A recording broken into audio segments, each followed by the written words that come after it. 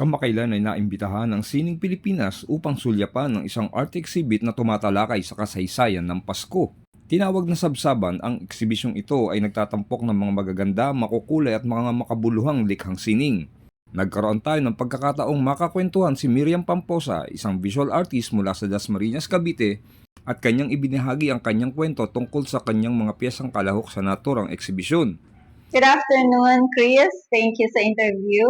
I am Miriam M. Pamposa. I am an artist, and this is my mom. My mother's name is Apolonia Topacio Mendito. So I invited her to this gallery to show her my works and my co-artist artworks.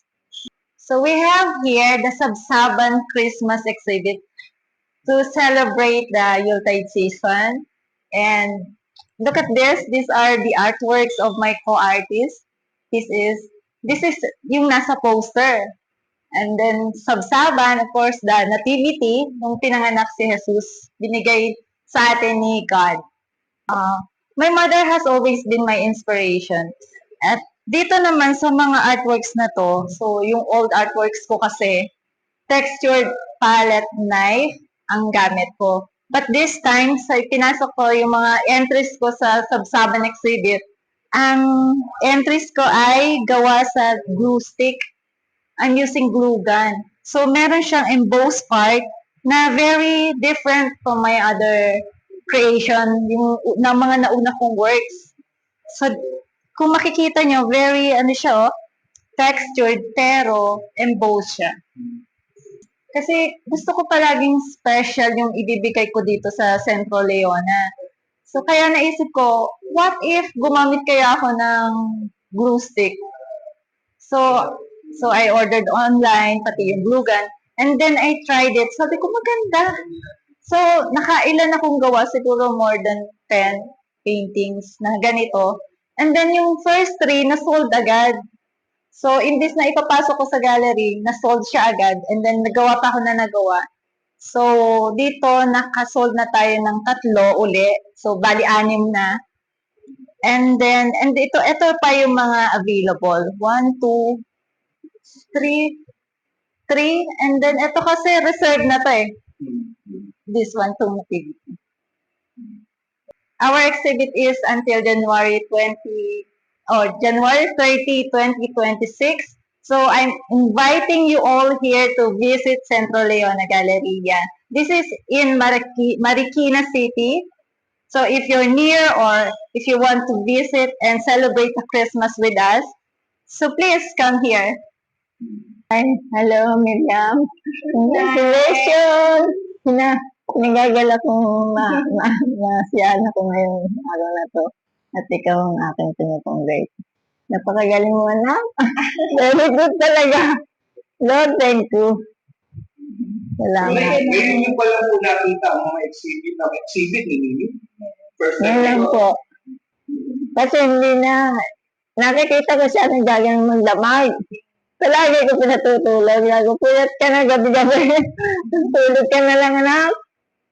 Ngayon po, nakita niyo na yung pinagpupuyatan niya. Display at natin bili. Ano po?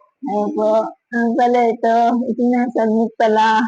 Hindi naman siya nakakapirang ganito. Siya balahin. Basta walang tigo. Tuloy lang yung pag-ano niya. Puyat ka na. Napupuyat ka gabi-gabi. Tapos hindi naman sa makatulog sa araw gawa ng inaasikaso ako mula sa bahay pa. Lahat siya. Kaya apura akong patulugin. Buti nga hindi nagagalit eh. Ma'am, maganda yung sinabi ni Nanay. Gano'ng kahalaga ang suporta ng pamilya sa isang artist? Palagay ko, napakalaking halaga, napaka-importante nun. Kasi yung support ng family, nag-boost din yun ng self-esteem ng isang artist. Tapos yung oras na hindi ka patago magpipaint. Tapos yung habang nagpipaint ka, iaalay mo yun sa kanila. Kasi alam mo na sinusuportahan ka din nila.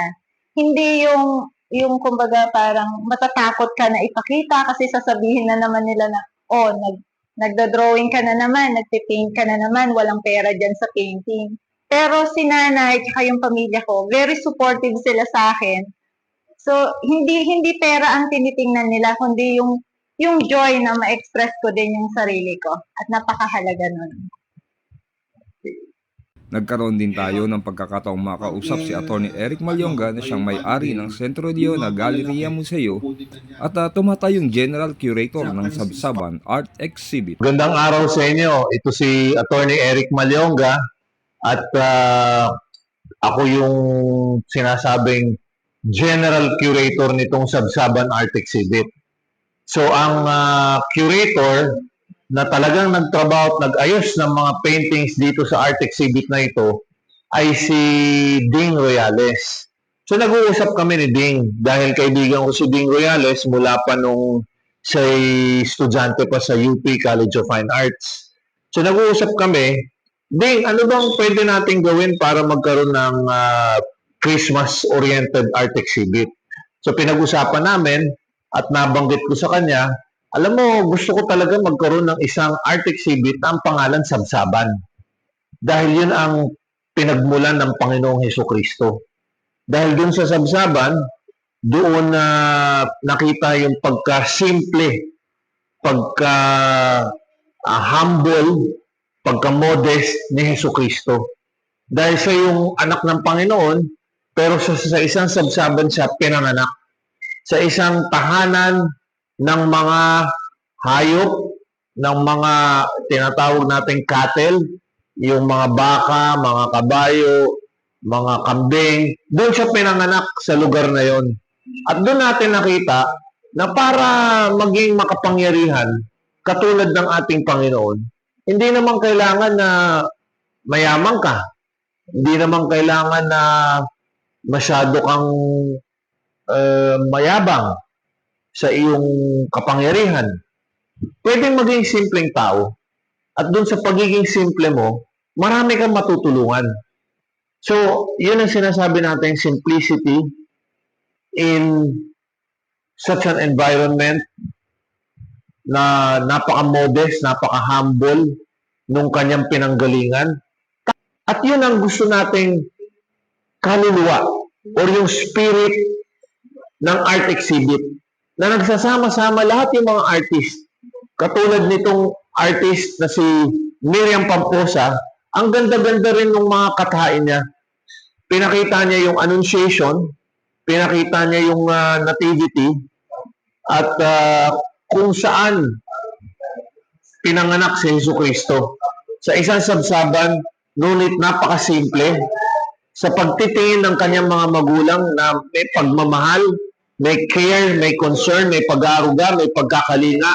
At ito yung hinahanap natin sa mga magulang. Yung magpapakita sila ng pagmamahal, pag-aaruga at pagkakalinga sa kanilang mga anak. At darating ang panahon na yung mga bata ay gagawing safe ang ating environment, ang ating bansa. Para sa lahat ng kabataan, para sa lahat ng sangkatauhan, para sa sambayanan. Dahil pamahagi na natin ang pagmamahal ni Jesucristo na pinanganak sa isang sabsaban, sa isang madilim na lugar, ngunit ang liwanag sa lugar na yon ay ang pagmamahal at pakikipagkapwa ng bawat isa sa ating mga kapwa-tao. Maraming salamat.